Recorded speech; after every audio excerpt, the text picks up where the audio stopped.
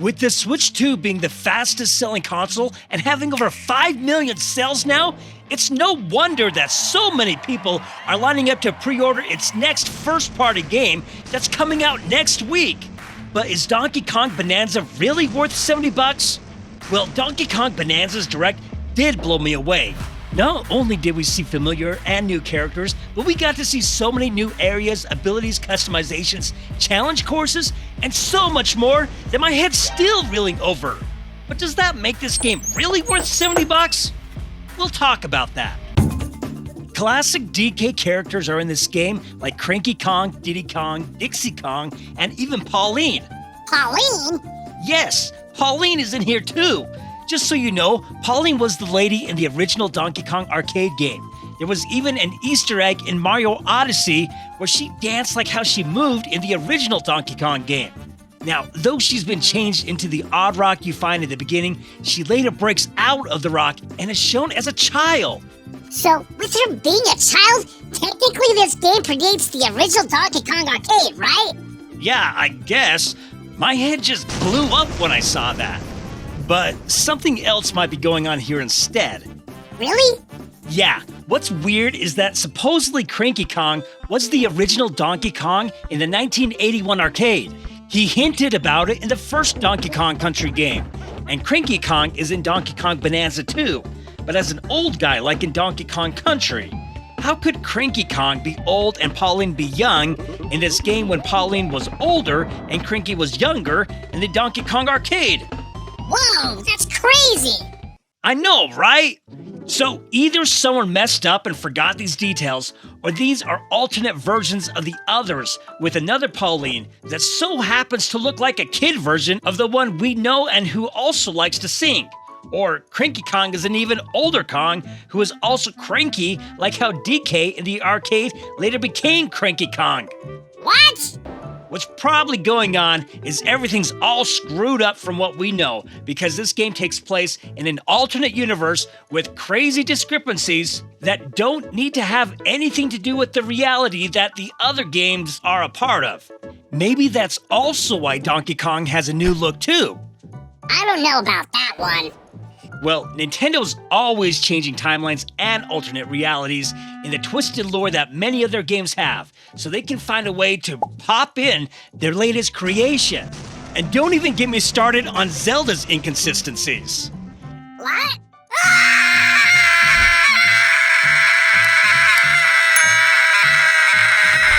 Anyways, new characters we see in this game are the Giant Elders, which I'll talk about later, and the Mining Void Company, consisting of Grumpy Kong, Poppy Kong, and Void Kong.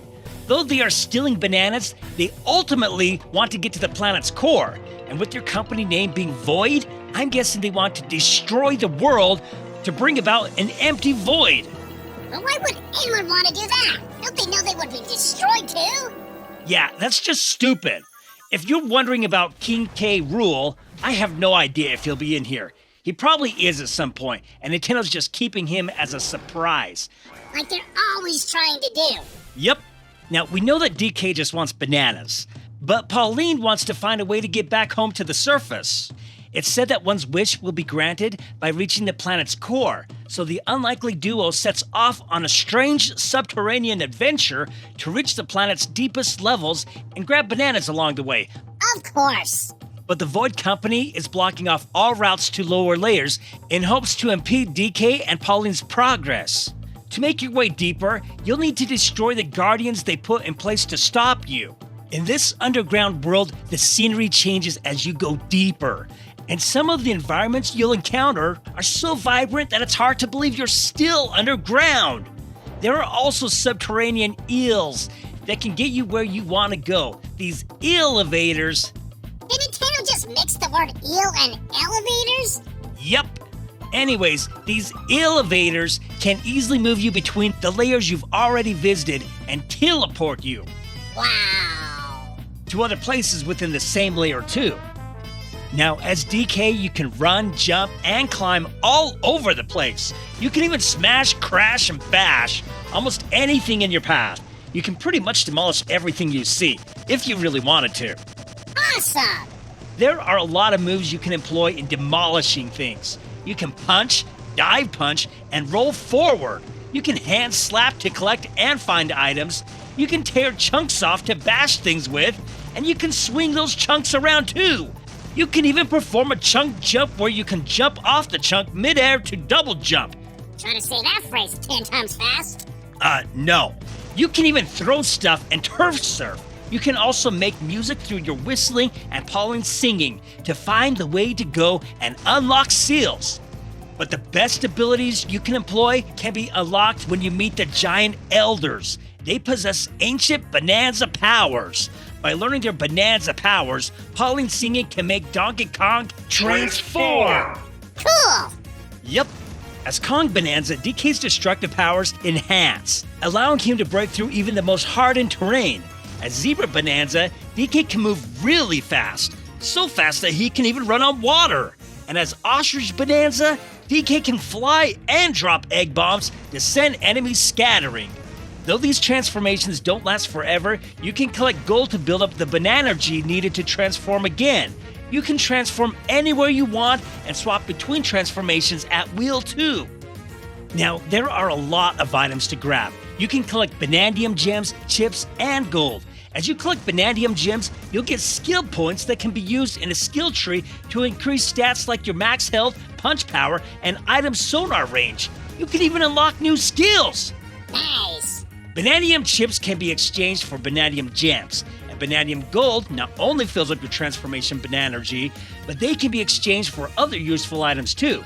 You can also collect fossils that can be traded for different fashions at local style shops. You can customize both DK and Pauline with these outfits. And you can change DK's fur color too. Oh, how cute! Anyways, almost every article of clothing comes with its own unique benefits. So by mixing and matching your look to suit each situation, DK can swim better and traverse ice caverns easier, for instance. There are also treasure maps that can be found that show the location of Bonandium gems or fossils. You can also see what gems and fossils you've already found, so it can be easier to track what you're missing. Oh, and Amiibo can be used too. A new DK and Pauline Amiibo will be available when the game launches that will unlock Pauline's diva dress when used. And after scanning any DK Amiibo, even past ones, explosive gold Kong tiles will drop for you to blow things up with. Kaboom! Oh, and all non-DK Amiibo that have been released till now are also compatible. Scanning them will get you giant spheres you can use like these. Now, in addition to finding hidden Bonandium gems throughout the Subterranean levels, you can also find Bonandium gems by completing challenges found in ruins. Yes! I can't wait to kick your butt in these challenges! This isn't a competition. Sure! Challenges include time-limited battles, courses that require clever solutions, side-scrolling stages, and so much more. Also, there are a ton of them too, since there are ruins scattered all over the underworld. And in addition to these challenge games, outside of the main game, there's even a mode where you can carve stone using mouse controls called DK Artist. You can rotate the sculpture and paint any texture you want to it. You can carve material away from the sculpture and even add some back on to make anything you want, whether it's Mario, Bowser, a pizza, Yummy! or anything you want to create. If you want a friend to join in on the fun, there's a 2-player co-op mode where you can control DK and a friend can control Pauline. Yes! Though Pauline doesn't move around, your friend can control her vocal blasts with the Joy-Con 2 mouse controls to do real damage and significantly make boss battles so much easier. Even the material from nearby terrain can be copied to amplify Pauline's vocals to the extreme. Cool! 2 controllers can be used to enjoy co-op play, but Game Share can also be used too. Game Share will allow one player that has the game to share the game to another system nearby that doesn't have the game for that player to join in on their own device. What's also cool about this is that it can be shared locally to a Switch 1 system you have. So your old Switch 1 that might be collecting dust now if you already have a Switch 2 can be used here for your friend to join in on this game even though it's technically a Switch 2 game. Yes! And you can also play online with Game Share via Game Chat. This also works even if your friend doesn't own the game. Like me! Yep. This game looks awesome. But is it really worth the $70 price tag it has? Well, it's up to you if you like this type of a game.